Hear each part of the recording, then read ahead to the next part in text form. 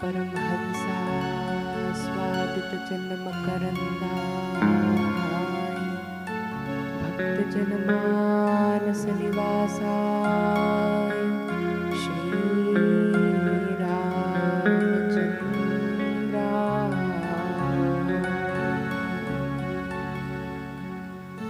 वर्णानामर्थसङ्घानां रसानां छन्दसामपि मङ्गलानां च कर्तारं वन्दे वाणी विनायकम् भवानी शङ्करं वन्दे श्रद्धा विश्वासरूपिणम् याभ्यां विना न पश्यन्ति सिद्धः स्वान्तस्थमीश्वरम् वन्दे बोधमयं नित्यम् गुरुं शङ्कररूपिणम्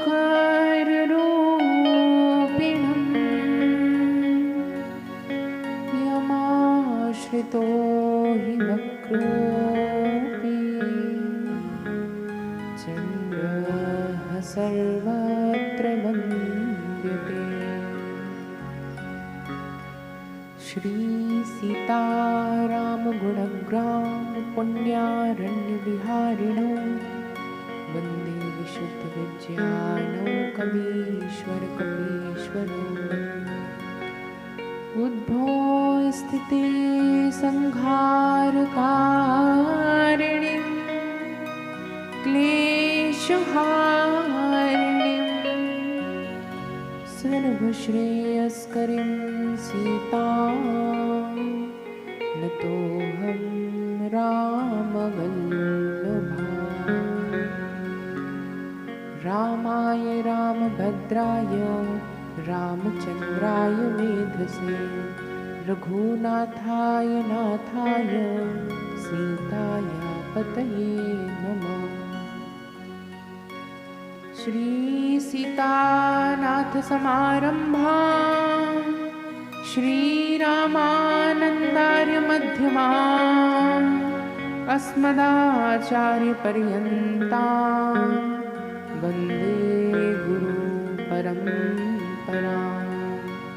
वन्दे गुरुपरम्परां वन्दे गुरुपरम्पराम्।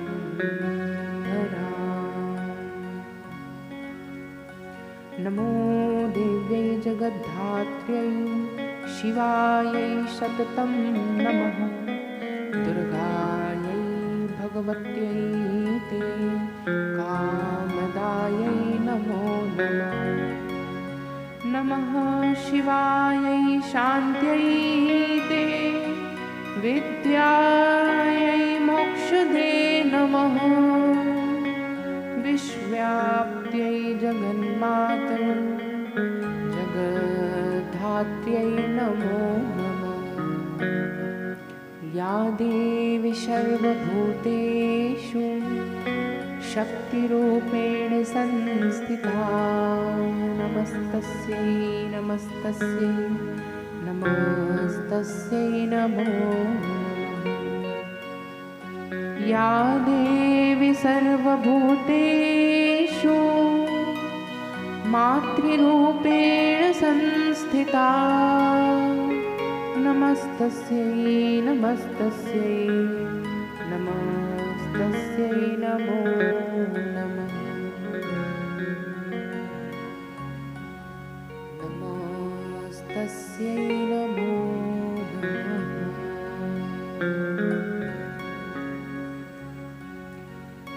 न तातो न माता न बन्धु न दाता न पुत्रो न पुत्री न भृत्यो न भर्ता न जाया न विद्या न वृत्तिर्ममैव गति स्वं त्वमेका भवानि त्वमाख्या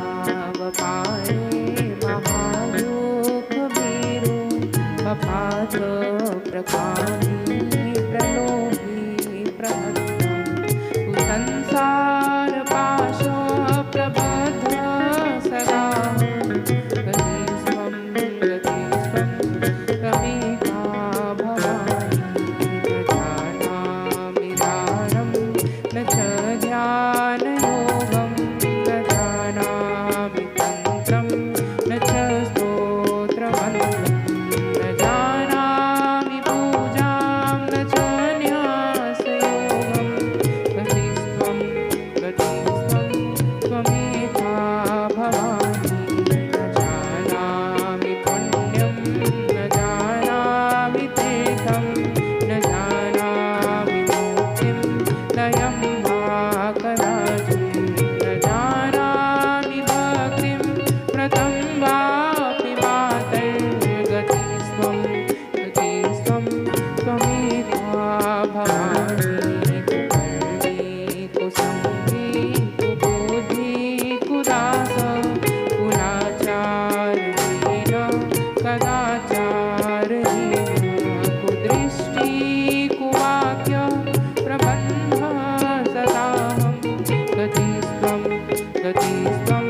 त्वमेका भवानि प्रदेशं रमेशं महेशं सुरेशं गिरीशं नितीशेश्वरं वा कदाचित् न जानामि चान्य सदाहं शरण्ये गतिस्त्वं त्वमेका भवानि विवादे विषादे प्रमादे प्रवासे जले चानले पर्वते शत्रुमासे अरण्ये शरण्ये सदा मां जपामि गतिस्त्वं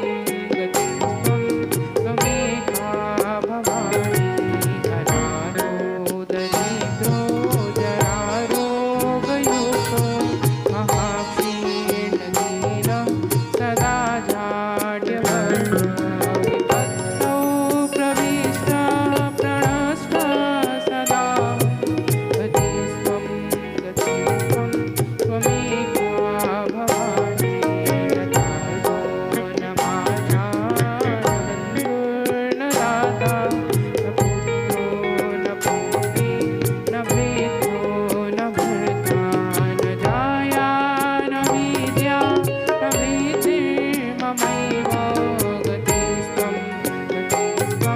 त्वमेका भवानि गतिस्त्वं त्वमेका भवानि। श्री जगज्जननी पराम्बिका भगवती राधा रानी की जय। श्री दुर्गति नाशिनी दुर्गा मैया की जय। श्री महाकाली मैया की जय। श्री चंडिका माता की जय। श्री स्कंद माता की जय। धर्म की जय हो, अधर्म का नाश हो, प्राणियों में सद्भावना हो, विश्व का कल्याण हो, विश्व में शांति हो, भारत अखंड हो, भारत माता की जय। गौ हत्या बंद हो, गौ माता की जय हो। सत्य सनातन धर्म की जय हो, अखिल गौ वंश की जय हो। पावन दक्षिण कौशल महाक्षेत्र की जय हो। श्री खारुन मैया की जय हो। श्री चंपारण्य महातीर्थ की जय हो।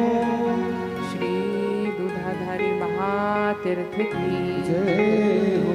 श्री शिवरी नारायण धाम की जय हो। श्री राजलोचन महाक्षेत्र की जय हो। श्री कौशल्या माता की जय हो। श्री गंगा मैया की जय हो। श्री यमुना मैया की जय हो। सब तीर्थन की जय हो। सब विप्रन की जय हो। सब संतन की जय हो। सब भक्तन की जय हो। नित्य वृंदावन धाम की जय हो। श्री वृंदावन बिहारी लाल की जय हो। श्री जगज्जननी रास विहारिणी राधा रानी की जय हो। श्री वेदव्यास जी भगवान की जय हो। श्री सुखदेव जी महाराज की जय हो। सपरिकर देवी भागवत महापुराण की जय हो। श्री जन्मेजय जी महाराज की जय हो। आज के आनंद की जय हो। श्री हनुमान जी महाराज की जय हो। श्री सद्गुरुदेव भगवान की जय हो। नमः पार्वती पतये हर हर महादेव जय जय सीताराम जय जय राधेश्याम निताई गौर हरि बोल हरि बोल हरि बोल। हरि शरणं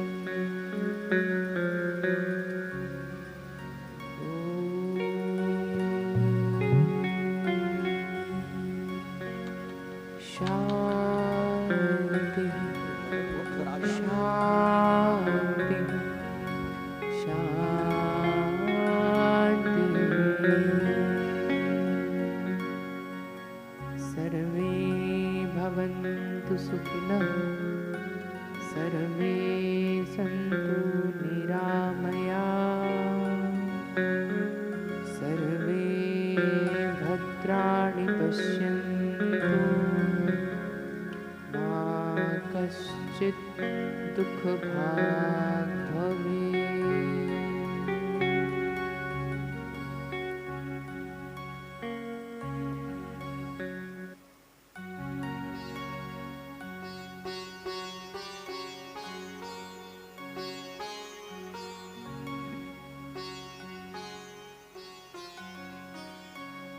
श्री अम्बे मैया की जय। आज हम सभी श्रीमद् देवी भागवत महापुराण के पंचम दिवस में आज आ पहुँचे हैं, जहाँ हम सभी भगवती देवी की लीलाओं कथाओं का श्रवण कर रहे हैं। आज यहाँ यह नवरात्र का महापर्व शक्ति जागरण का पर्व है, शक्ति के आवाहन का पर्व है।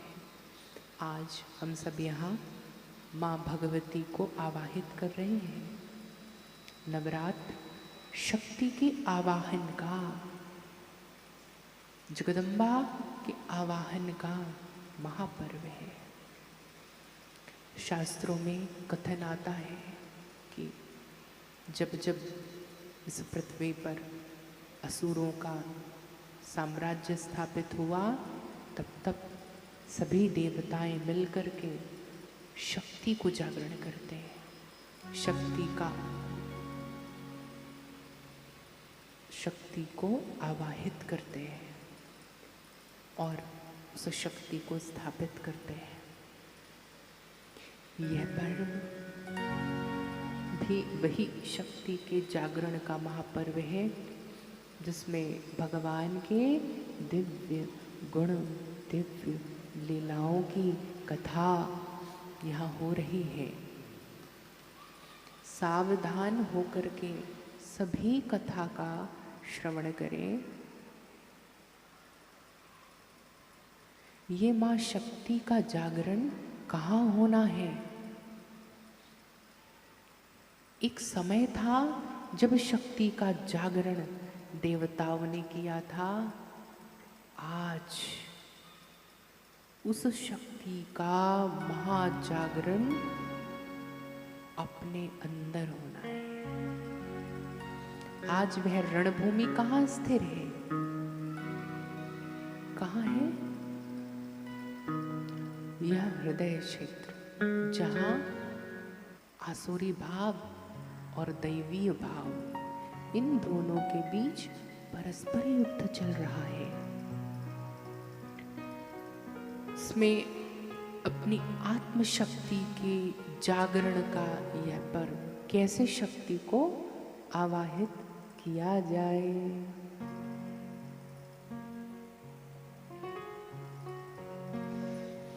तो हम सभी डिवाइन सोल हैं, दैवीय आत्माएं हैं। दैवीय गुण हम सभी जीवात्माओं में विद्यमान हैं, लेकिन इस घोर कली काल में हम अपनी दिव्यताओं को खोते जा रहे हैं और आसुरी प्रवृत्तियों का साम्राज्य हमारे अंदर हो रहा है। तो अपनी पवित्रताओं को कैसे खो रहे हैं? कहाँ? हमारे अंदर क्रोध है, लोभ है, ईर्ष्या है, मद है, मत्सर है। ये सब विकार हैं जो आसुरी भावनाओं को जन्म देते हैं। इनकी शांति कैसे हो और कैसे इसका स्थापन हो, उसके लिए हमें अपनी दिव्यताओं को वापस प्राप्त करना होगा। और वो दिव्यता प्राप्त करते ही हम सब दैवीय हो जाएंगे। तो आज हम सब इस देवी पंडाल में देवीय गुणों से संपन्न होकर के बैठ रहे हैं, ये स्थापित करें। तो पहले हम आज उन सभी मातृशक्तियों को नमन करते हैं, प्रणाम करते हैं। आज सर्वप्रथम उन माताओं को भी प्रणाम, उन सुहासिनों को भी प्रणाम, उन देवियों को, उन कन्याओं को प्रणाम जो इस सनातन संस्कृति की आधारशिला है। संस्कार और संस्कृति जिनसे पलते हैं और जिनसे बढ़ते हैं, उन शक्ति का ही नाम है नारी शक्ति। तो प्रथम उन नारियों को प्रणाम। ये नारी वह आधारशिला है, वह स्तंभ है इन सनातन संस्कृति का, जो दृढ़ संस्कारों को संजो करके रखती है और आगे बढ़ाती है। क्योंकि एक नारी 2 कुलों की मर्यादा होती है। 2 कुलों को आगे बढ़ाने वाली होती है।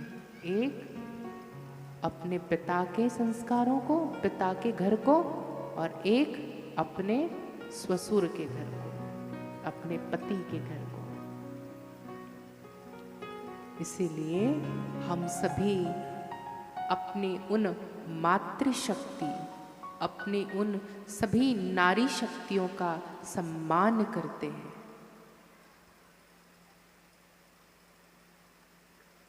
ये वही नारियां हैं जो समय समय पर अपने आप को हर परिस्थिति में ढाल करके परिस्थिति का सामना करती हैं। नारियों में वह गुण स्वतः ही विद्यमान होता है। देखो, जब नारी माँ बनती है तब वह जननी का रूप धारण करती है, जननी बन जाती है। और जब वह अपने पुत्र को संस्कार देती है, पालन करती है, तब वही पालनहार बन जाती है, पोषिका बन जाती है। पुष्टि बन जाती है। और जब वह देखती है कि उसके घर में उसका पुत्र अथवा पति कुछ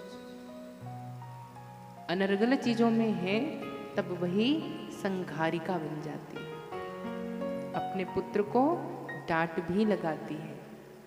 यह सहजता होती है उनमें, उनको किसी से सीखना नहीं पड़ता। ये सब उनके अंदर स्वतः ये भावना होती है। क्यों? क्योंकि वह नारी है। इसीलिए नारी नारायणी भवती, नारी में ही नारायणी विद्यमान है। हम सब देवी की उपासना तो कर रहे हैं, लेकिन हम अपने अपने घर में अपने ही माता, बहन, पत्नी इनका सम्मान नहीं कर रहे हैं, तो क्या भगवती पराम्बा प्रसन्न होंगी? नहीं। इसीलिए इस आदि शक्ति जगत जननी को प्रसन्न करना है तो पहले समस्त नारी शक्ति को प्रणाम करना होगा, समस्त नारी शक्तियों का सम्मान करना होगा। वह नारी शक्ति जब एक हो जाए इस धरा में, तब फिर ब्रह्मा, विष्णु, महेश ये भी नतमस्तक हो जाते हैं नारियों के सामने। वही युग था जब महिषासुर, मधुकैटभ, वृत्तासुर, शुंभ निशुंभ, रक्त बीज इनको संहार करने के लिए ही नारी शक्ति का जागरण हुआ था। आज भी नारी शक्ति का जागरण होना है। तो सभी माताओं को हमारा स्नेहिल प्रणाम, क्योंकि आप अपने अपने घर की अंबिका हैं, अपने अपने घर की जननी हैं। इसीलिए सदैव सुहागिनों की या स्त्रियों की या नारियों की मध्य भाग में, भ्रिकुटी के मध्य भाग में और जहां उनका सीमंत होता है, सीमंत अर्थात जहां आप सिंदूर लगाते हैं, संस्कृत में उसे कहते हैं सीमंत अर्थात मांग। यह स्थान सहस्त्रार का है, माता सिद्धिदात्री का है। यहाँ सभी सुहागिनों का सौभाग्य चक्र विद्यमान होता है। इसलिए सिंदूर, सिंदूर की कथा आती है। माँ भगवती ने अपनी महती शक्ति से सिंदूर की उत्पत्ति की थी और उस सिंदूर में प्रबल आकर्षण और तेज की शक्ति को स्थापित किया था अपने लार से। और वह लार ही उत्पन्न होता है पारा के रूप में, मर्क्यूरी। सिंदूर में पारा होता है ना, तो उस सिंदूर का नित्य प्रति सेवन यदि जो सुहागिन करती है तो कुछ समय पश्चात अपने आप यहाँ एक दिव्य शक्ति विद्यमान होती है। ये उस नारी को पता नहीं रहता। ये शक्ति ही उस घर में सुख, शांति, सौभाग्य को आमंत्रण देती है। आपको मालूम है, यदि घर में किसी को गंभीर बीमारी हो जाए अथवा कोई विशेष परेशानी में पड़ जाए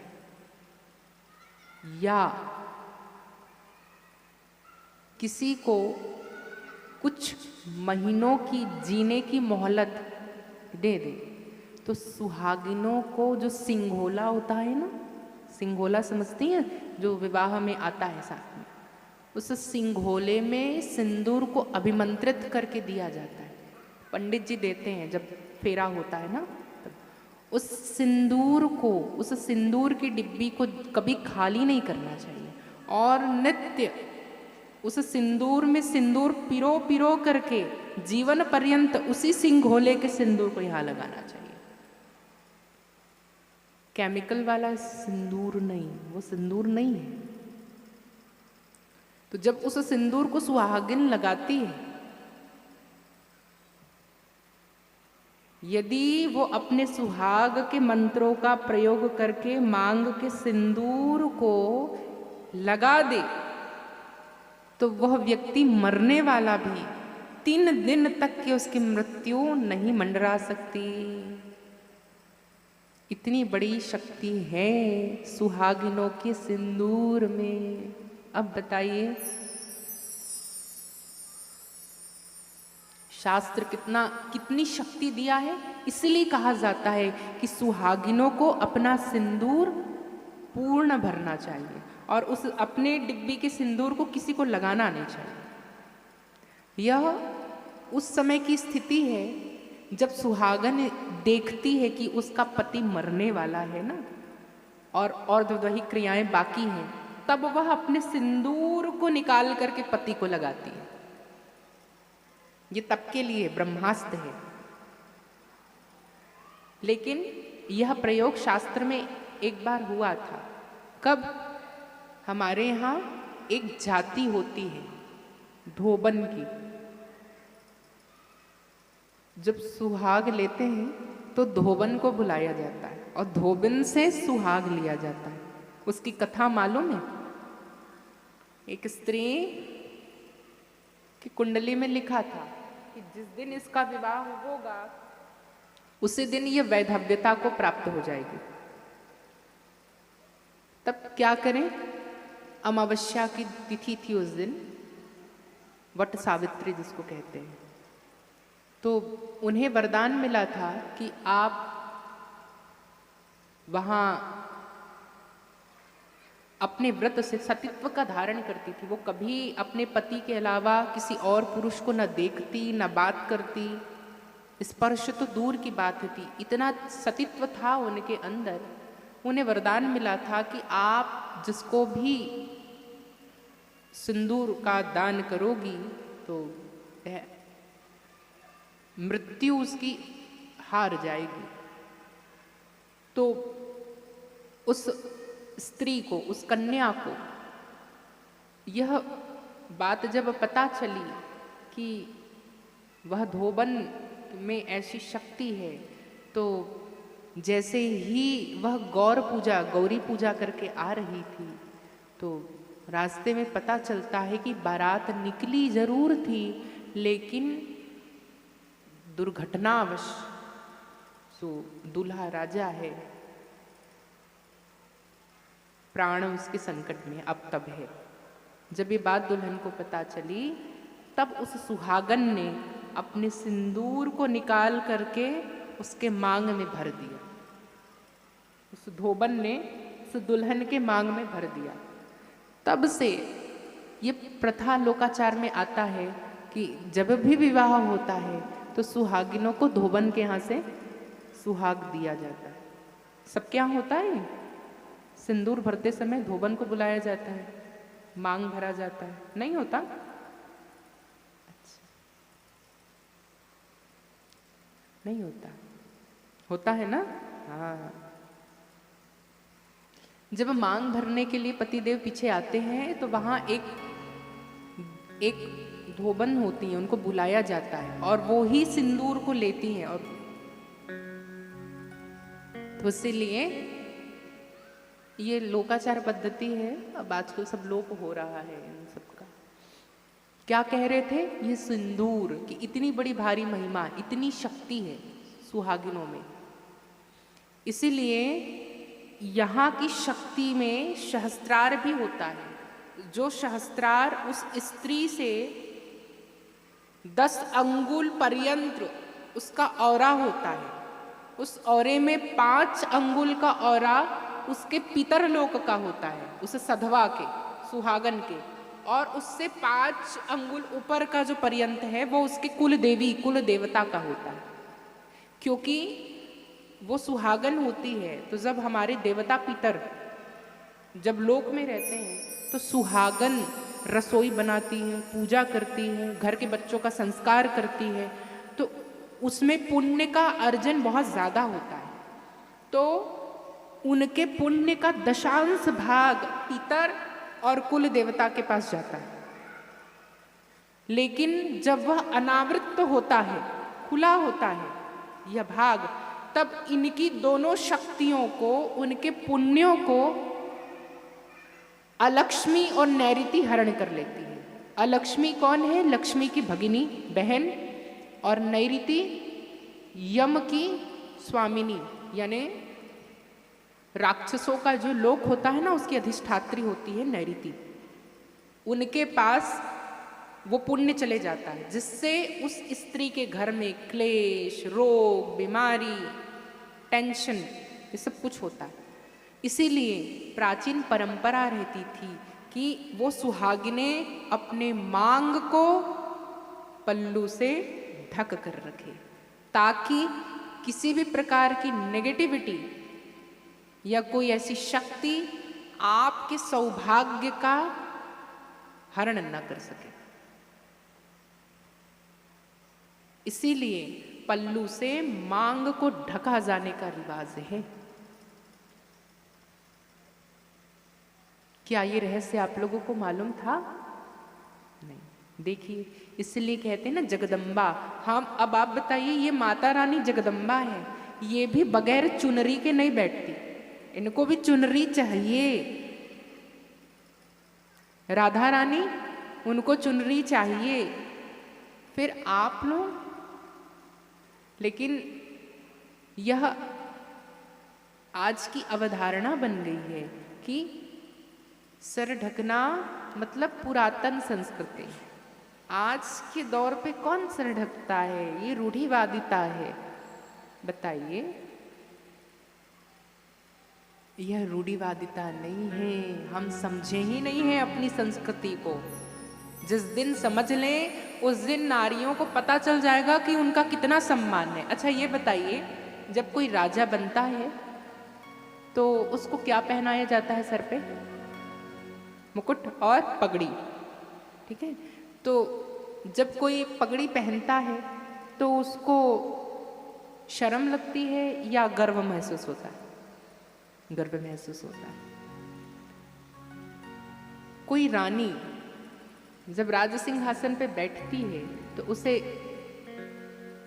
चुनड़ी और ताज, मुकुट पहनाया जाता है ना, तो वो मुकुट रानी को गौरवान्वित महसूस कराता है या शर्म या बोझिल? गौरवान्वित, वो उसकी महिमा है जो से वो धारण कर रही है। उसी प्रकार जो सुहागिन स्त्रियां होती है ना, वो साक्षात भगवती होती है, साक्षात दुर्गा होती है अपने घर की। तो उनको ये सौभाग्य सूचक पल्लू दिया जाता है यहाँ ढकने के लिए, क्योंकि वो अपने घर की रानी है। चुनरी तो सदैव पहन नहीं सकती, इसीलिए पल्लू घर पे चलो न ढक पाए, घर से बाहर निकल रहे हैं, देव पूजन कार्य में हम ढक सकते हैं। देव पूजन का जो कार्य है, क्योंकि वहां पे आप ये अपने ओहदे को पहुंचाने की, हम किस ओहदे में हैं, हमसे देव पितर सीधा कनेक्ट हैं हमारे सहस्त्रार से, इसीलिए पल्लू दिया जाता है। लेकिन आज नारियां पल्लू तो साड़ी ही नहीं पहनती, तो सर कहाँ से ढकेंगी? पहला रीजन। दूसरा कारण है भार होता है, बोझ से समझें कि हमको ही इतना बंधन क्यों है। ये बंधन नहीं है। अभी बता दें, कोई मिस इंडिया बन जाता है भला, उसको ताज पहना दो भला, फिर उसको कहो निकाल दो, वो निकालेगी? हाँ, फिर भी ना निकाले, वो गौरवान्वित है उसका। उसी प्रकार आप लोगों का ये ताज है, ये पल्लू, कॉन्सेप्ट क्लियर होना चाहिए।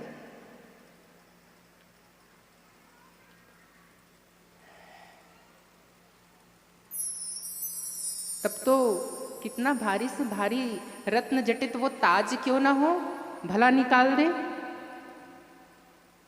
लड़ जाएगी लेकिन निकालेगी नहीं।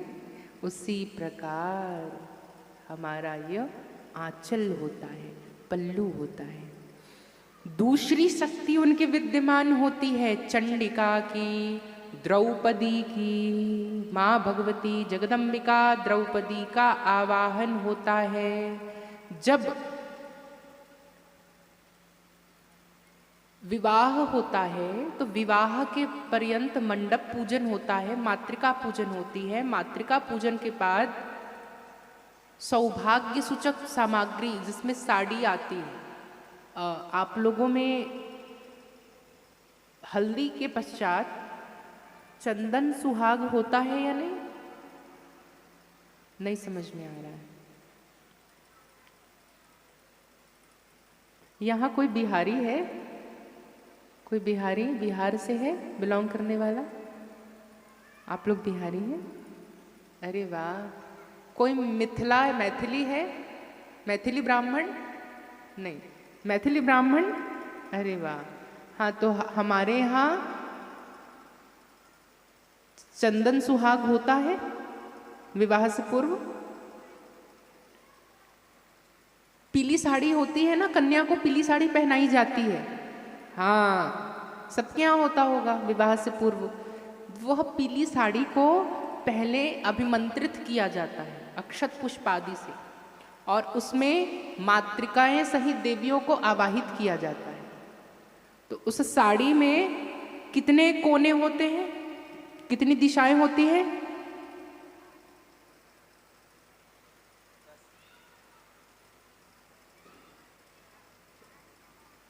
4। अच्छे से बताइए। साड़ी के कितने कोने होंगे? 4 कोने, 4 दिशाएं, 8 हुए। और साड़ी का मध्य का भाग, और साड़ी का पीछे का भाग कितने हुए? 10। इन 10 दिशाओं में 10 दिक्पाल सहित 10 शक्तियों को स्थापित किया जाता है उनके आंचल में, उनके एक छोर से दूसरे छोर में, और उसको सिद्ध किया जाता है। और उसमें माँ भगवती, पराम्बा, जानकी, अनुसुईया, सीता और द्रौपदी और तारा, इन शक्तियों को विद्यमान किया जाता है पीली साड़ी में। और फिर वह पीली साड़ी उस लक्ष्मी स्वरूपा कन्या को दिया जाता है। इसलिए जब तक विवाह होता है तब तक वो वर वधू को लक्ष्मी नारायण का स्वरूप समझा जाता है ना। तो उस समय उस साड़ी में, उस आंचल में वह परम शक्ति विद्यमान होती है द्रौपदी की। अर्थात यदि ऐसा लगने लगे किसी माता को कि उसके बच्चे को किसी की बुरी नजर लग गई है या कोई नेगेटिव एनर्जी उसके ऊपर व्याप्त है, तो वह अपने आंचल में द्रौपदी, तारा, अनुसुईया, सीता, इनका नामोच्चारण करके आंचल से झाड़ दे। तत्काल जिसको नजर लगा है उसका नजर उतर जाएगा। बताइए, ये हर नारी के पास ये शक्ति है, हर नारी के पास, मगर उन नारी के पास आंचल होना चाहिए।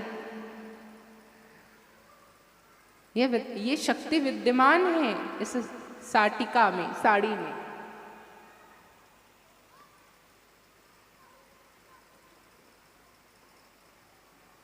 तो आज तो मंत्र तो दूर की बात, साड़ी भी लोगों के पास नहीं होती। आज साड़ी का कलेक्शन कोई नहीं करता। दूसरी चीज, सुहागिनों की चूड़ियां। हम ये क्यों वर्णन कर रहे हैं मालूम है? क्यों? आज श्रृंगार पंचमी है, माँ भगवती को श्रृंगार चढ़ता है। इसीलिए आज उस श्रृंगार की शक्तियों का वर्णन किया जा रहा है। इसलिए कहा जाता है सौभाग्यवती स्त्रियों को विवाह होता है, विवाह के बाद सुहागली खिलाया जाता है, मालूम है? सुहागिन स्त्रियों को बुला करके पूजा जाता है। नवरात्र होता है, नवरात्र के बाद सुहागिनों को भी खिलाया जाता है और कुंवारी कन्याओं को भी खिलाया जाता है। हमारे यहाँ केवल सुहागिनों की चर्चा नहीं होती, हमारे यहाँ विधवाओं की भी पूजा होती है। पता है कब होती है?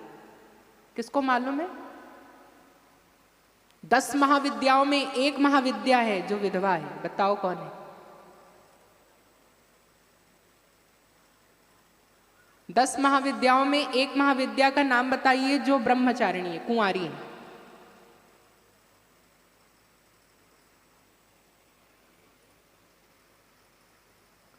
मां त्रिपुर सुंदरी। सुहागन है जो मां सिद्धिदात्री। वैसे तो सभी लगभग सुहागिने ही हैं, और कुंवारी में मां ललिता, त्रिपुर सुंदरी, ब्रह्मचारिणी। विधवाओं में धूमावती, नाम सुने? हाँ, मातंगी, धूमावती, ये वो वैधव्य शक्ति हैं। इसीलिए हमारे यहाँ नारियों के हर स्वरूप को नमस्कार किया गया है, किसी भी स्वरूप की उपेक्षा नहीं की गई है, किसी भी स्वरूप की उपेक्षा नहीं की गई है।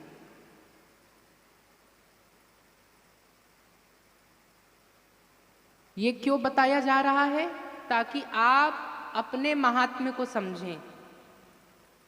इस मॉडर्न युग में हम अपने प्राचीन परंपरा को, सनातन को तिलांजलि न दें, उसे समझें। आज यह दशा है कि भारतीय महिलाएं अपनी संस्कृति को भूलते जा रही हैं और विदेशी महिलाएं भारतीय संस्कृति को अपनाते जा रही हैं। देख लें जा करके इस्कॉन में, जाके देखिए वृंदावन में, मथुरा में, BHU में, ऋषिकेश में, हरिद्वार में विदेशी महिलाएं MA PhD कर रही हैं संस्कृत में, साड़ी पहन रही हैं, अपने बच्चों को भी हिंदू बना रही हैं, हिंदू संस्कृति से जोड़ रही हैं। क्यों ऐसा हो रहा है? बहुत अच्छी बात है, वह हमारे धर्म का सम्मान कर रहे हैं और हम ही अपने धर्म से हट रहे हैं। इसीलिए साड़ी पहना जाता है और नियम भी रहता है कि सुहागिनों को अपनी साड़ियों को जब धोती हैं तो धुल करके ऐसे जगह न सुखाएं जहां कोई उस साड़ी को क्रॉस कर दे, किसी का छांव पड़ जाए। ऐसी जगह साड़ी सूखनी चाहिए कि कपड़े सूख रहे हैं और लोग निकल जाते हैं, वैसा ना हो।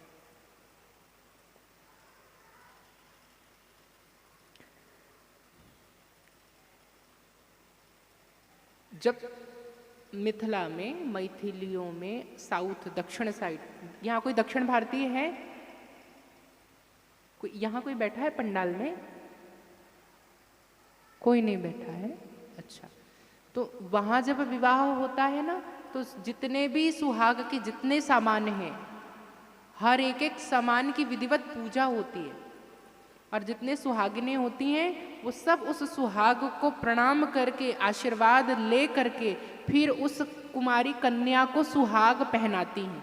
एक एक सुहाग का सामग्री एक एक सुहागिन देते जाती है। सिंदूर, बिंदी, मंगलसूत्र और कंगन, चूड़ी। चूड़ी कहाँ पहना जाता है? कलाई। इसको क्या कहते हैं संस्कृत में? मणिबद्ध। क्या कहते हैं? हाँ, ये मणिबद्ध है। हस्तरेखा जहाँ पे होती है ये मणिबद्ध है। इस मणिबद्ध में 3 वलय होते हैं, 3 रेखाएं होती हैं और नाड़ी त्रय होते हैं। तीन नाड़ियों का समागम यहाँ पे होता है, ईड़ा, पिंगला, सुषुम्ना। क्या क्या? ईड़ा, पिंगला, सुषुम्ना, तीन रेखाएं होती हैं। ये तीन रेखाएं त्रिस्तर है, आध्यात्मिक, आधि दैविक और आधि भौतिक, जिसमें किसी किसी का एक होता है, किन्हीं का दो होता है, किन्हीं का ढाई होता है, किन्हीं किन्हीं का तीन होता है।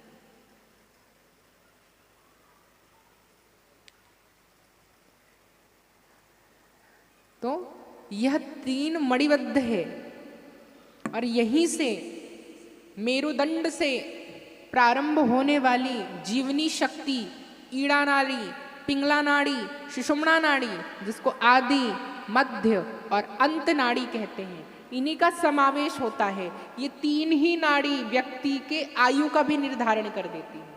और आयु की क्वांटिटी, उम्र को गणना करना होता है तो इन तीन नाड़ियों के अतिरिक्त एक जीवन रेखा होती है इस हाथ में, भाग्य रेखा, जीवन रेखा, मस्तिष्क रेखा। तो जो मध्य की रेखाएं हैं वो उसका उद्गम मणिबद्ध से देखा जाता है और फिर ग्रहों के पर्वों से देखा जाता है और वहां से गणक काउंट करते हैं। किससे? कहा रेखाओं से नहीं, आपके स्वर चालन विधि से, श्वास प्रश्वास से।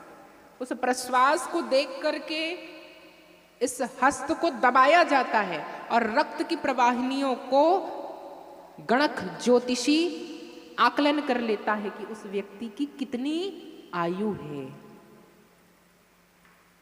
ये नियम है हाथ देखने का, आयु देखने का। हाथ से माथे की रेखा देखने के लिए ये पद्धति नहीं है। तो ये तीन रेखाएं हैं, ये जो आदि दैविक, आदि भौतिक और आध्यात्मिक स्तर की होती हैं। अब किसी किसी की एक ही रेखाएं होती हैं, इसका क्या मतलब है कि वो किसी एक ही स्तर पर जिएगा, या तो भौतिक स्तर पे ही जिएगा जीवन भर, या तो आध्यात्मिक स्तर पर जिएगा, या दैविक स्तर पर जिएगा। अधिकतर लोगों की आध्यात्मिक स्तर वाली लाइन का लोप होता है। इसका मतलब है कि उनके उसमें आध्यात्म की रेखाएं है ही नहीं। जीवन केवल सांसारिकता में मिलेगा और किन्हीं किन्हीं की, वो ज्योतिषी बता पाएंगे कि कौन सी रेखाएं हैं वो, और किन्हीं की रेखाएं होती हैं जो भौतिकता से शून्य रहेंगी। कितना पूजा पाठ करेंगे, धर्म कर्म का कार्य करेंगे, लेकिन भौतिकता में सुख नहीं मिलेगा। उनको सुख मिलेगा तो आध्यात्म में। ना तो उनके कोई अच्छे मित्र होंगे, ना कोई अच्छे सहपाठी होंगे, और चलो हो भी गए, लेकिन किसी से उनको संतोष नहीं होगा। उनको संतोष केवल इनसे होगा, क्योंकि उनके आध्यात्म मार्ग प्रविष्ट होता है। तो आध्यात्म की रेखाएं लिखी होती हैं, किन्हीं किन्हीं की दो होती हैं, आध्यात्म के साथ भौतिकता की, किसी के भौतिकता के साथ दैवीय की, किसी की दैवीय के साथ आध्यात्मिकता की। मतलब वो भौतिक जीवन जिएगा ही नहीं, वो साधु हो जाएगा। समझे? साधुओं में भी वो होता है, वो एक ही, दो ही लकीर होंगी उनमें।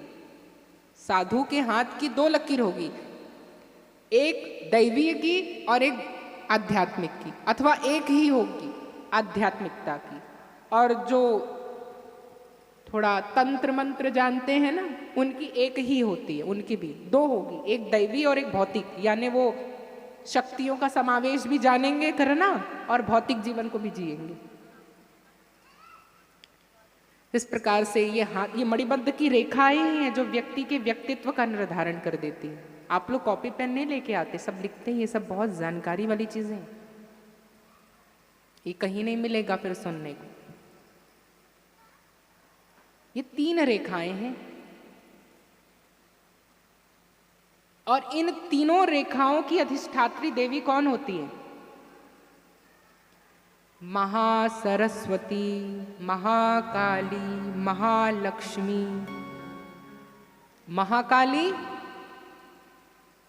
महाकाली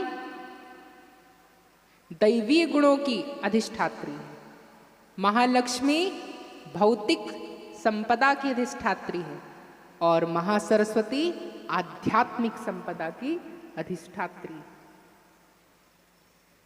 इसीलिए इस मणिबद्ध को सुशोभित करने के लिए पुरुषों के मणिबद्ध एक दाएं भाग में जो पिंगला नाड़ी अथवा सुषुम्ना नाड़ी एक्टिव होती है, तो उस स्थान पे पुरुषों को कलावा बांधा जाता है। रक्षा सूत्र ब्राह्मणों के हाथों में होना बहुत जरूरी है, सभी के हाथों में होना चाहिए। हर हिंदू के हाथ में रक्षा सूत्र होना अनिवार्य है।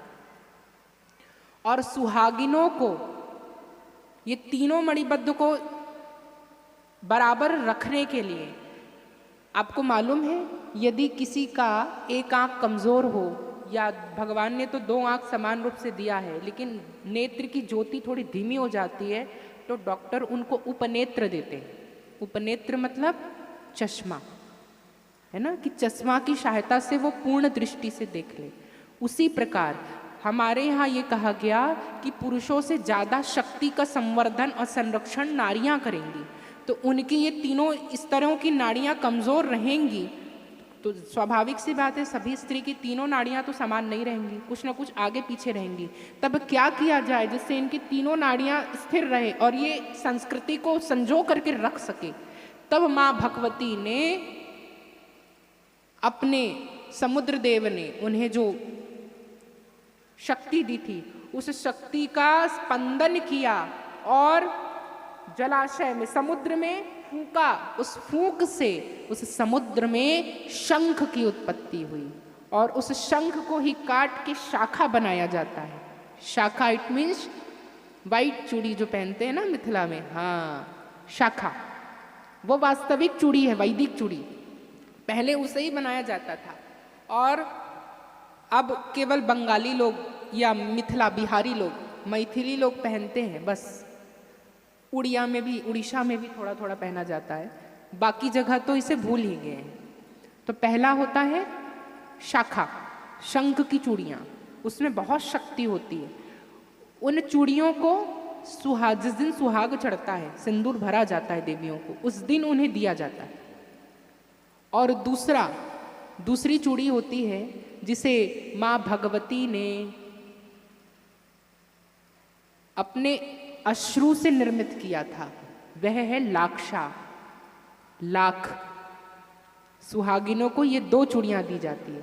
तो हम मिथिलाओं में लाख की चूड़ी भी पहनी जाती है, बिहार में। तो यही 2 चूड़ी सनातनी है। इसके अतिरिक्त कांच की चूड़ी हमारे हिंदू धर्म में अमान्य है। न कांच की चूड़ी किसी को दी जानी चाहिए, न पहनी जानी चाहिए, न चढ़ानी। लेकिन अभी तो मान्यता है कांच की। कहां से आया कांच? देख, जागरूकता नहीं है आज की संस्कृति में। हम किसको अपना रहे हैं? ये हमारी संस्कृति में मिलावट आ गई है। इन मिलावट को दूर कौन कर सकता है? सनातनी ही।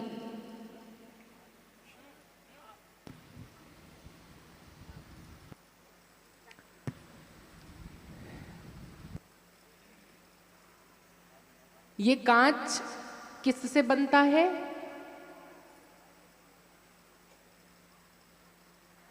कांच का कॉस्मिक फॉर्मूला किसको मालूम है? यहाँ कोई केमिस्ट्री पढ़ा है?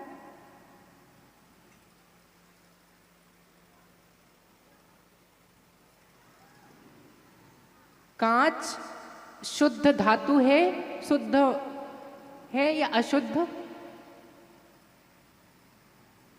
अशुद्ध। कांच अशुद्ध है। कांच मुगलों से आई। कहाँ से आई? मुगल कालीन। कांच की उत्पत्ति ही, कांच बोल के देखो, ये कांच मुगल शब्द है। हमारे यहाँ क्या बोलते हैं कांच को? कांच को क्या बोला जाता है हमारे यहाँ? शीशा, दर्पण। क्या कहा जाता है? शीशा।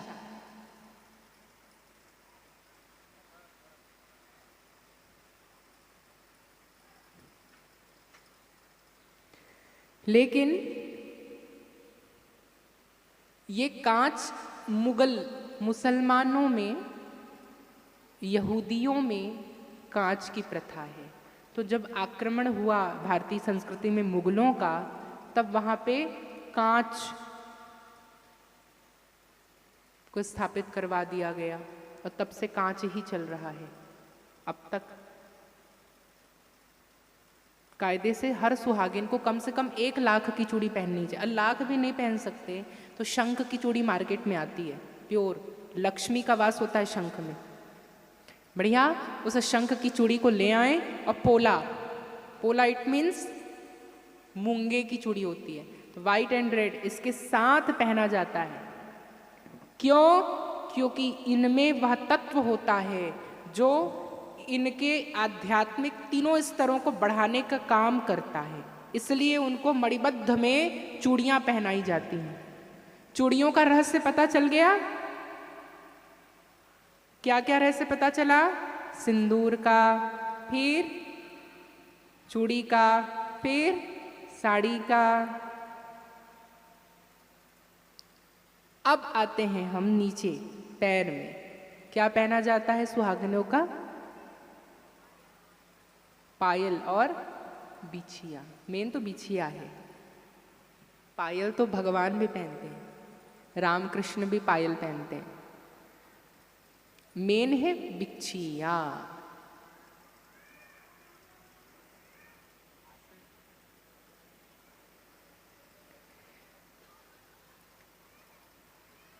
यहाँ कोई आयुर्वेद पढ़ा है? नहीं। एक्यूप्रेशर की थेरेपी कोई पढ़ा है? कोई नहीं है।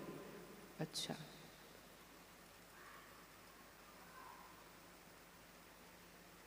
हमारे वेद में क्या नहीं भरा पड़ा है, हर चीज है। थोड़ा सा अध्ययन की रुचि होना चाहिए और गुरु भी होने चाहिए। गुरु के कृपा के बगैर हम कुछ समझ नहीं सकते। तो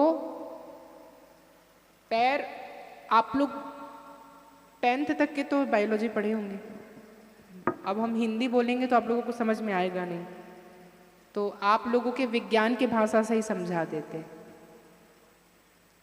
सूक्ष्म शरीर होता है, हम आध्यात्मिक तरीके से एक बार समझाते हैं। सूक्ष्म शरीर होता है, सूक्ष्म शरीर में 7 कुंडलिनियाँ होती हैं। 7 कुंडलिनियों के बाहर एक आवरण तंत्र होता है जहाँ पे 72,000 नाड़ियों का समूह होता है। उन 72,000 नाड़ियों में से 3 नाड़ी प्रमुख होती है जो ईड़ा पिंगला सुषुम्ना होती है, जिसका उद्गम स्तर मूलाधार से होते हुए जाता है सहस्त्रार पर्यंत मेरुदंड से, और वहाँ से वापस नीचे की ओर आता है और सीधा चले जाता है हमारे ये अंत के तरफ, यानी दोनों हाथों के मध्यमा लास्ट छोर रहेगा उसका, और दोनों पैर के एड़ियों तलवे में लास्ट छोर रहेगा उसका। किसका? ईड़ा पिंगला सुषुम्ना का। और फिर उनसे समस्त 72,000 नाड़ियां निकलती हैं। इस स्ट्रक्चर को आप समझेंगे तंत्रिका तंत्र, बायोलॉजी में पढ़े होंगे तंत्रिका तंत्र। नर्वस सिस्टम क्या बोलते हैं, यही है ना? हाँ, जिसमें सारी तंत्रिकाएं प्रारंभ हो करके एक जगह समाप्त हो रही है ना, सबका उद्गम स्थल। तो आपको यदि हृदय में तकलीफ है या कमर में तकलीफ है तो वो नाड़ी जहाँ से उद्गम हो रही है और जहाँ जा रही है उसका समस्त भार आता है पैरों में और हाथ में। तो जब एक्यूप्रेशर दिया जाता है ना, पूछा जाता है कि आपको किस अंग में प्रॉब्लम है, तो बताएंगे कमर में प्रॉब्लम। तो कमर की नाड़ी कहाँ पे आके खत्म होती है? यहाँ रीढ़ की हड्डी का भाग होता है ये, यहाँ एक्यूप्रेशर दिया जाएगा, आपकी नाड़ी ठीक हो जाएगी। और अंगूठे के जो ये है, अंगूठे का तर्जनी, पैर तलवे का तर्जनी जो है, यहाँ पर कमर का भाग होता है। जिन महिलाओं का कमर दर्द देता हो तो वो उसका एक्यूप्रेशर करे।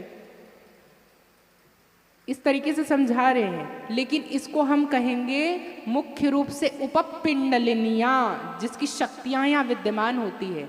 कैसे समझ में आएगा? कोई दुर्गा सप्तशती पढ़ता है? कवच निकालो, उस कवच में होगा एक एक देवी को आवाहन कर रहे हैं कि कोई मेरे पिंडलिनियों में आके वास करे, कोई मेरे पैर पे आके वास करे, कोई मेरे जंघा में वास करे, कोई घुटनों पे वास करे। गुहाति गुहा गोप्तृत्वम,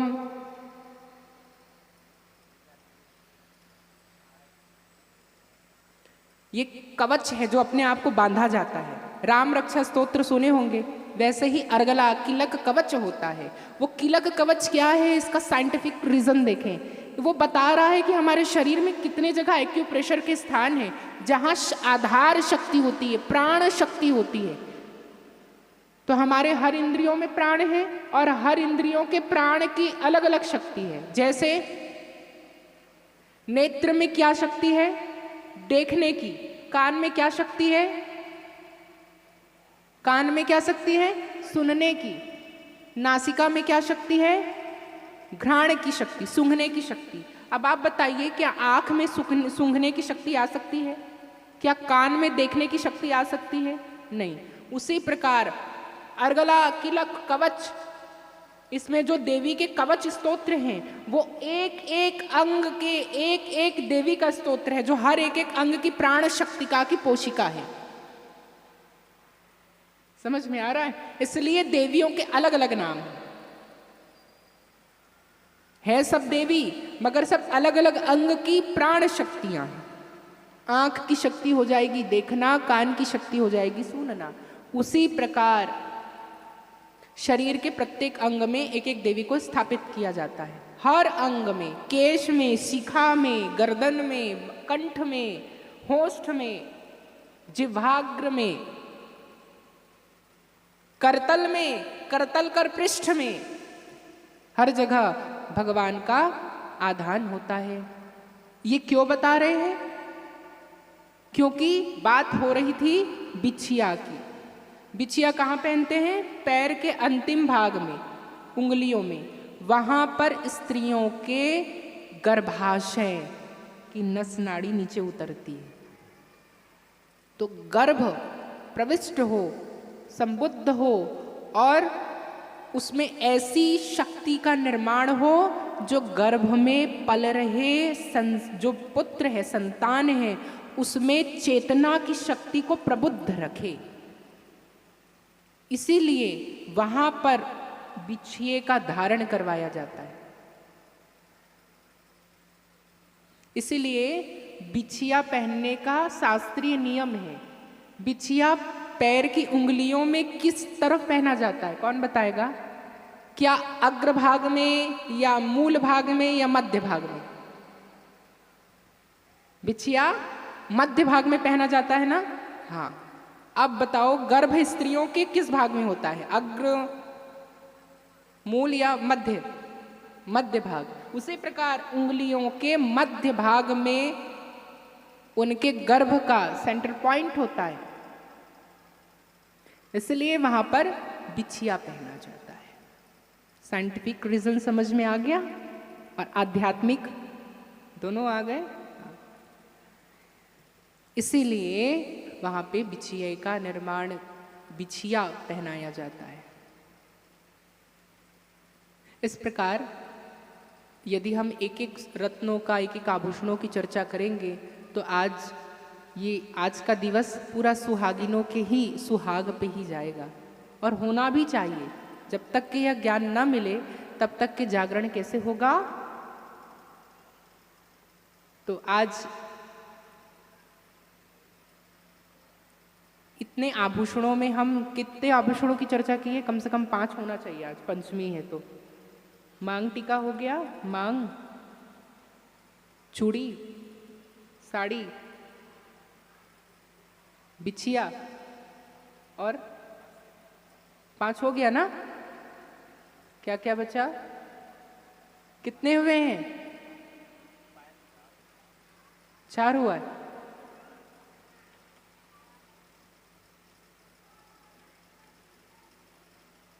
अब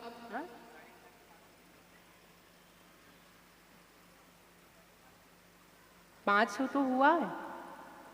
एक हमने बताया मांग का और एक हमने बताया चूड़ी, आंचल, अच्छा, एक और सुनना है। किस चीजों को सुनना है, किसका श्रवण करना है? मंगलसूत्र का। चलिए, हम ये निकालना नहीं चाह रहे थे जानबूझ के, क्योंकि यदि निकालेंगे तो आप लोग फिर से मायूस हो जाओगे। जैसे चूड़ी का सुन के हुए ना कि कांच हिंदू धर्म का नहीं है, अब तक तो भ्रम में थे, कांच को ही चढ़ाते थे और पहनते थे। उसी प्रकार आप लोग जो मंगलसूत्र पहने हैं ना, वो भी मंगलसूत्र नहीं है। मंगलसूत्र किसे कहते हैं? किसे कहते हैं? मंगल शब्द किसका सूचक है? मंगल यानी शुभ, पवित्र।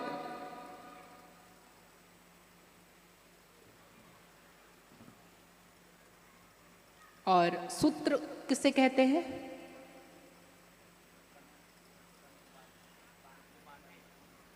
धागा। सूत्र यानी धागा, तंतु, जिसको धागा कहते हैं। अब ध्यान से सुनो, पवित्र धागा।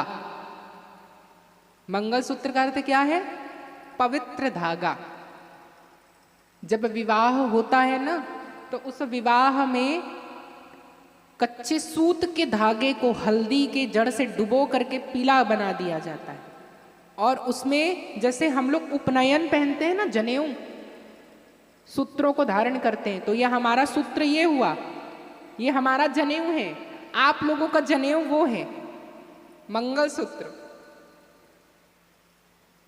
अब समझ में आया? स्त्रियों का जनेऊ मंगलसूत्र है। तो हम लोग क्या पहनते हैं? काले पोत का तार पहनते हैं क्या? नहीं ना। क्या पहनते हैं? धागा, जो पवित्र है। उसी प्रकार सुहासिन स्त्रियों के लिए धागा होता है, सूत्र, और वो भी या तो रेशम का होगा अथवा सूत का होगा। उस सूत को एक विशेष महिलाओं के द्वारा मंत्र से अभिमंत्रित करके उसे जल से डुबा करके बांध करके उसमें हल्दी, केले की जड़, दुर्वा, कुश और गुंजा की माला को और कौड़ी को मिला करके बांध दिया जाता है, और उसे केले के पत्तों से पुट करके उसमें हल्दी लेप करके उसे पहनाया जाता है। वह होता है मंगलसूत्र। ये अभी भी दाक्षिणात्य में, साउथ इंडियन में, उड़ीसा में, मिथिला में अभी भी पहना जाता है। वही मंगलसूत्र है जिसे धारण कर लिया जाता है, और फिर उसके बाद वो मंगलसूत्र इतना बड़ा होना चाहिए कि वो हृदय वक्षस्थल तक आए, और फिर उसको ढक कर रखा जाता है, निकाल कर नहीं।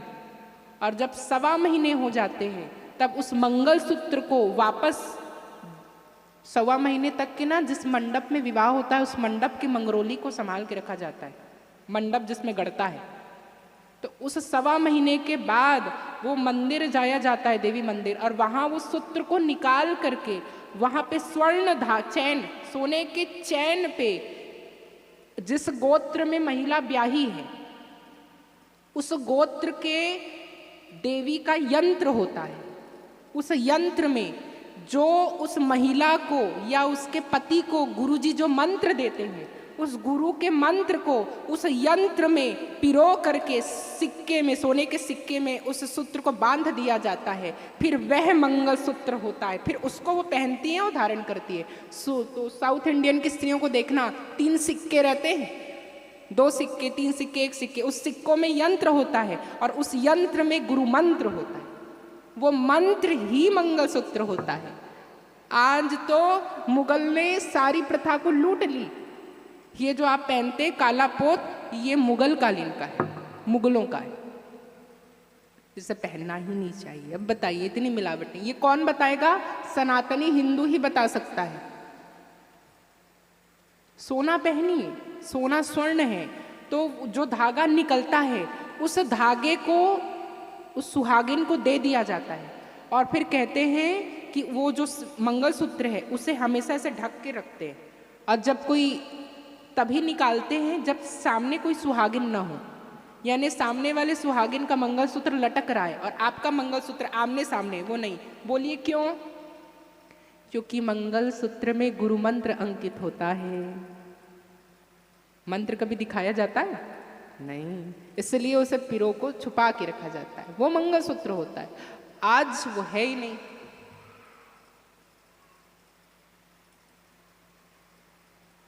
तो हम अपनी प्रथा को कैसे भूल, वो मंगलसूत्र में शक्ति होती थी कि जब वो मंगलसूत्र गले में है तब वो कभी वैधव्यता को स्वीकार करेगी ही नहीं, वो कभी विधवा हो ही नहीं सकती, उसमें सतीत्व का लक्षण होगा।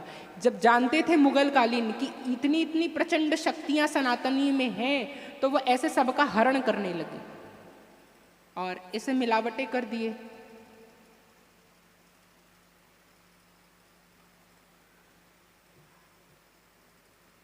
हो गए 5 श्रृंगार, समझ में आया?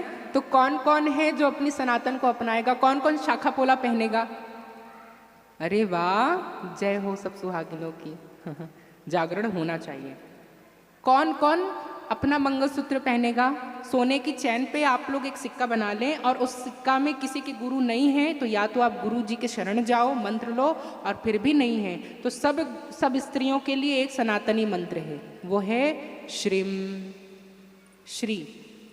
और पुरुषों के लिए है ये देखो ओम, उसमें पिरोए और मंत्र करे और फिर उसे पहन ले। पर ये किसी सनातन संत के हाथों से पहनना, खुद मार्केट में गए बनवा ली और पहन लिए नहीं, किसी संत सनातनी के द्वारा अभिमंत्रित होगा तब वो मंगलसूत्र कहलाएगा।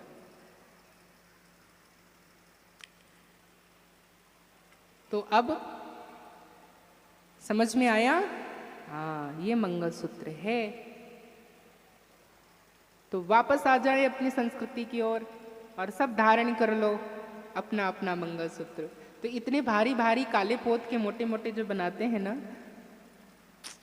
क्या अर्थ निकला वो काला पोत का? वो काले पोत की जगह स्वर्ण को रखें, सोने को रखें और उसमें आप श्री मढ़वा लीजिए और उसको पहने। इस प्रकार आज देवी के श्रृंगार की चर्चा हुई, तो हम भी अपने माता रानी को श्रृंगार चढ़ा दें। चलिए हम भी माता जगदम्बा के श्रृंगार की वंदना करते हैं।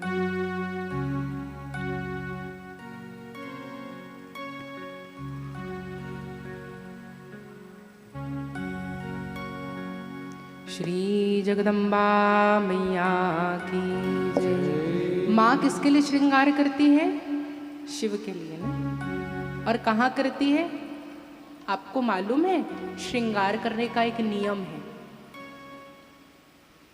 सुहागिन अर्थात साक्षात भगवती, हर सुहागन भगवती है, और एक ब्राह्मण साक्षात नारायण है। तो ब्राह्मणों का क्या क्या नियम होता है कि ब्राह्मण कभी किसी के सामने गुरु के अतिरिक्त ज़्यादा अपने गुप्त मंत्रों को नहीं उच्चारण करते, है ना। जनेऊ है, संध्या है, ये गुप्त रूप से है, वो किसी के सामने नहीं करते। कुछ विधियां हैं। तो सुहागिनों की क्या विधियां हैं कि उनको सिंघोला मिलता है और मिथिला में गौर साठ मिलता है। आप लोगों के पास है गौर साठ? हाँ, तो उस गौर साठ में एक सुहागला होता है जिसको शिव कहते हैं, और एक पिंडी होती है माता गौरा की, पार्वती की। हाँ, और जिसको सिंदूर पिरोते हैं। पहले सबको होता था, लेकिन आज केवल मैथिलों के पास ही है, बाकी सबका लोप हो गया। वो गौर साठ होता है जिसमें पीला सिंदूर भरा जाता था। तो वो उसको ही समक्ष रख करके कमरा ढकते थे और वहाँ किसी की दृष्टि न पड़े तब वो श्रृंगार करते थे। कभी भी स्त्रियां मांग भरती है तो मांग ढक लेती हैं, किसी की दृष्टि न पड़े उसमें। तो श्रृंगार भी जब वो करती हैं, अपने ऊपर नया श्रृंगार चढ़ाती है, नई साड़ी पहनती है, नई चूड़ी पहनती है, नए पायल, नए बिछिया, ये सब लगता है ना, तब उस समय किसी की दृष्टि नहीं पड़नी चाहिए, ढक देते हैं। और अपने पति के नाम को 7 बार उच्चारण करके गौर साठ के मंत्र को पढ़ते हैं। आए गौर महामाए, मंत्र याद है कि नहीं? अरे वाह, बढ़िया।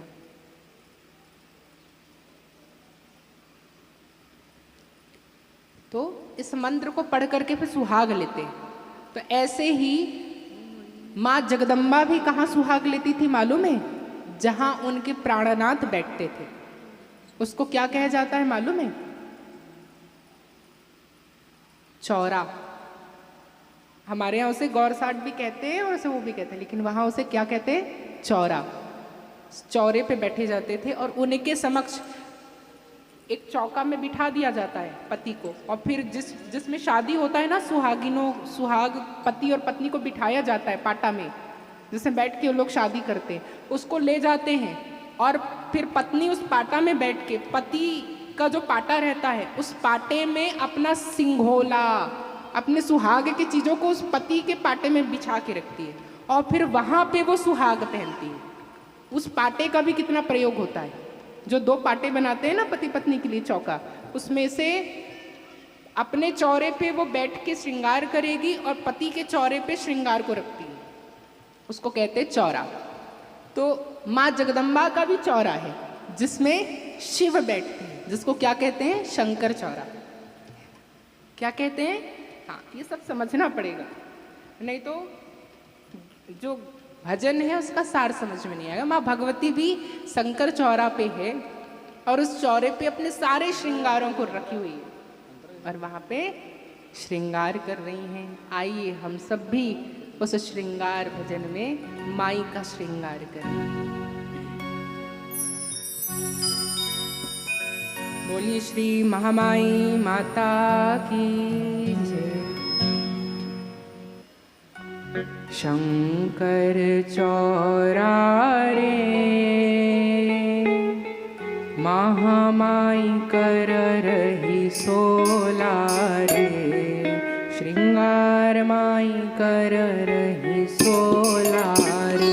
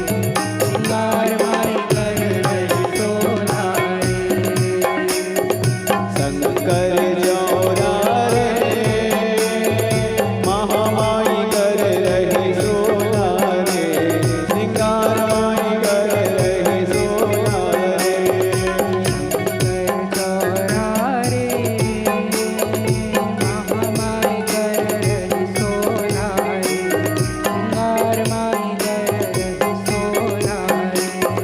शंकर न्योरा रे महामाई कर रहे सोला रे, श्रृंगार माई कर रहे सोला रे।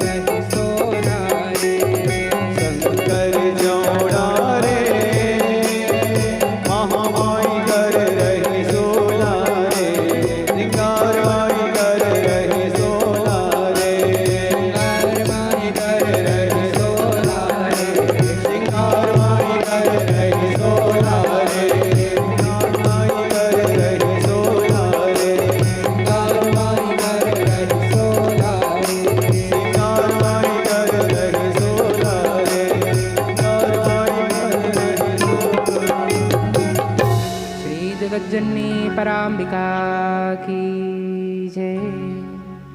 इस प्रकार हम किसने माई का श्रृंगार कर लिया? हम सब ने कर लिया, कोई भी श्रृंगार शेष नहीं रहा। 16 श्रृंगार जिसको कहते हैं। कितना सुंदर स्वरूप है माँ का। आज हमने माँ को मानसिक श्रृंगार चढ़ा दिया। इसीलिए आज की तिथि पंचमी तिथि है। इस पंचमी में माँ को श्रृंगार अर्पित किया जाता है। कल तक कथा के क्रम में हमने जनक और सुख संवाद सुनाया था। आज उसी क्रम में जन्मे जय जी ने व्यास जी से देवी महिमा के विषय में पूछा। तो हमने अभी जो आपको बताया ये देवी महिमा के विषय में ही जन्मे जय जी को सुनाया गया था।